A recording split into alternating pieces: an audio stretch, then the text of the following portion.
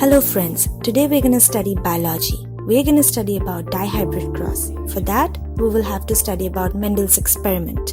Who is Mendel? Mendel is the father of genetics, as we all know. He chose garden pea plant for his experiment and 7 contrasting characters. For dihybrid cross, he chose 2 characters at a time.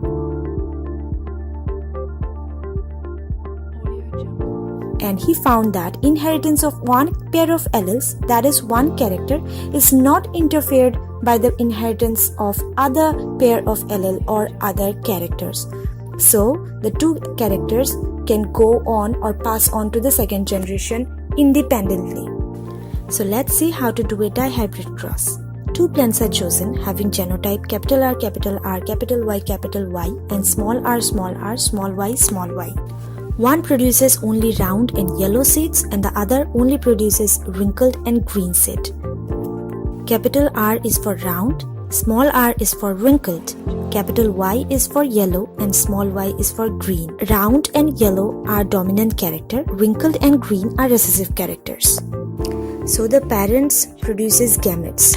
The first plant produces 2 identical gametes having the genotype R, Y, and the second plant also produces 2 identical gametes having the genotype r, y. These gametes, when combined with each other, they produce 4 identical plants, which are called the F1 generation or filial 1 generation. These have the genotype R, Y, and they produce all round and yellow seeds. So, when the plants of the first generation or the F1 generation are crossed with each other, both of the plants produced 4 gametes having the genotype R, small r, capital Y, and small y. We will cross first gamete of the top row with the first gamete of the left column. Again, second gamete of the top row with the first gamete of the left column. Similarly, third gamete of the top row with the first gamete of the left column, and so on.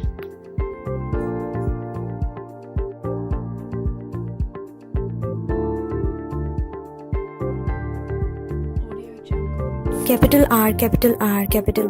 Y is round yellow. Similarly, R, Y, small y is round yellow, and so on. Since capital R is dominant and capital Y is also dominant, so the plants having all these 4 genotypes have round and yellow seeds because they all have at least one dominant gene of both the characters. Small r, capital Y is for wrinkled yellow seeds, and so on.